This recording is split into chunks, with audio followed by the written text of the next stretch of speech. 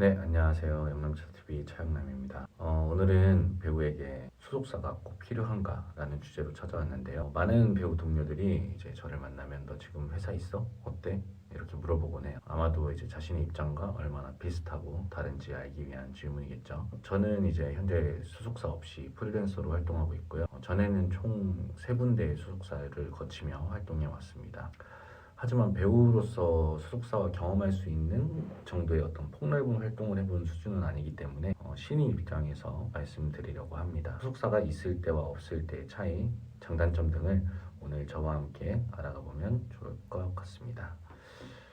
물론 제 개인적인 의견이기도 하고 통상적인 이야기이기 때문에 절대적인 사실이 아니라는 점 참고하시면서 봐주시면 감사하겠습니다. 네. 소속사가 있을 때와 없을 때의 차이, 그 첫 번째는 기회입니다. 프리랜서로 활동하시는 분들이 가장 어려워하는 게 이제 기회를 잡는 거죠. 촬영 기회는 물론이고 오디션조차 보기 힘들 때가 많은데요. 제작사나 영화사, 캐스팅 디렉터 분들께 프로필을 돌려봐도 연락이 오지 않는 경우가 많습니다. 아무래도 이제 신인의 경우에는 아직 실력이 검증되지 않았다는 점, 그리고 배우에 대한 신뢰도의 문제가 있을 수 있다고 보는데요. 회사가 있는 경우에는 이를 알아봐주는 매니저가 오랜 활동을 통해서 관계자분들과 연이 있는 상태이기도 하고 적극적인 영업을 통해서 본인의 배우를 어필하기 때문에 미치는 영향이 있다고 봅니다. 신뢰도의 문제는 이제 매니저를 통해서 정확히 스케줄을 조율하고 촬영 일정에 이상 없이 움직일 수 있는데 반해서 이제 개인으로 활동하시는 분들은 태도가 불분명하거나 아니면 출연하시다가 갑자기 연락이 안 되거나 혹은 중도 하차하시는 분들도 어쩌다 가끔 있다고 해요. 그래서 계약서를 썼다면 법적 책임을 물을 수 있겠지만 촬영장 입장에서는 아무 문제가 생기지 않는 게 제일 좋겠죠. 그런 부분도 아주 희미하게 적용이 될 수 있는 것 같습니다. 매니저도 이제 본인의 배우를 추천했는데 잘 못하거나 어떤 문제가 생기면 민망한 상황이 벌어지기 때문에 이제 자신이 있는 배우를 추천했다는 전제하에 관계자들이 오디션 기회를 주는 경우가 있는 것 같습니다. 하지만 혼자 하시는 분들 중에서도 정말 열심히 발로 뛰고 많은 관계자분들을 찾아뵙고 본인에게 딱 맞는 역할을 이제 해당 작품의 관계자들이 검토했을 때 긍정적인 인상을 남겨서 일을 많이 하시는 분들도 계시고요. 혹은 좋은 작품에서 잠깐이지만 인상적인 연기를 남겼을 때 알아서 연락이 오는 경우도 많은 것 같습니다. 그러니 소속사가 없다고 슬퍼하실 필요는 없는 것 같아요.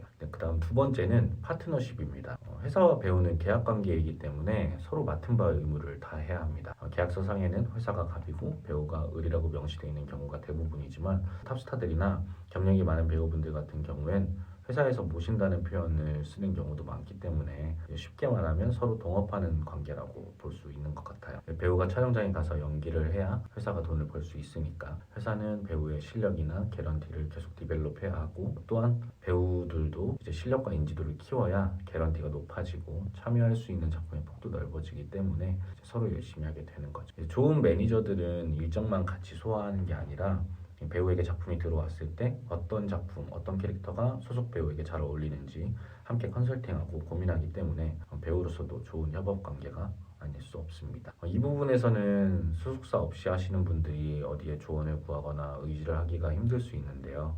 저 같은 경우는 배우 동료들이나 소속사 관계자분들이랑 원만하게 소통을 하면서 궁금한 것도 물어보고 때로는 뭐 오디션을 잡아달라 부탁을 하기도 해서 이제 오디션을 보거나 때에 따라서 일일 매니저를 대동해서 활동하는 일도 있었습니다. 세 번째는 케어입니다. 배우로 활동하면서 드라마나 영화 같은 작품에만 참여하는 게 아니라 제작 발표회, 시사회, 인터뷰 등 다양한 행사에 참여하게 되는데요. 이때 일정을 조율하는 것뿐 아니라 사전의 내용을 검토하고 좋은 답변을 선택하는 일도 함께하면 도움이 되고요. 행사마다 의상이나 헤어, 메이크업 등을 준비하고 그리고 중요한 자리에서 미용 관련 혹은 관리 부분에서 비용이 엄청 많이 들기 때문에 소속사 쪽에서 진행비라고 해서 이제 작품 활동 외에도 배우에게 들어가는 비용을 반반 나눠내기로 하는 계약도 존재합니다.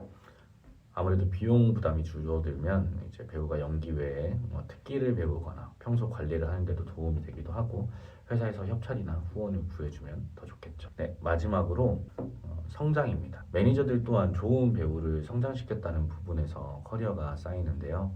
신인 배우를 기준으로 아직 다듬어지지 않은 원석을 발견해서 좋은 배우로 만들어가는 과정 또한 매니저들에게는 큰 기쁨이자 보람이겠죠. 배우는 스스로 좋은 배우가 되기를 바라는 게 당연할 거고요. 그래서 작품 촬영 전 프리 단계에서 이제 배우가 연기에 집중할 수 있게 도움과 조언을 주는 것, 그리고 촬영이 끝나고 후속작을 잡기 위해서 고군분투하며 배우 또한 새로운 작품이 어떤 게 될지 모르니 전 작품이 끝나도 다음을 준비해야겠죠. 그렇게 서로가 서로에게 이렇게 좋은 자극을 주면서 성장하는 게 배우와 소속사 간의 가장 좋은 협업 시스템이라고 전 생각합니다. 네, 이렇게 오늘은 소속사가 있을 때와 없을 때의 차이를 간략하게 알아봤는데요. 앞서 말씀드린 모든 항목이 소속사가 있는 게 좋다라고 말하는 것처럼 들리실 수도 있는데 결정적으로 소속사가 없을 때는 현장에서 나가서 버는 돈이 모두 배우의 몫입니다. 회사랑 계약을 하면 표준계약서상으로 이제 50대 50으로 나누기 때문에 배우분들이 만약 출연료로 100만 원을 벌었다 하면은 회사로 입금이 되고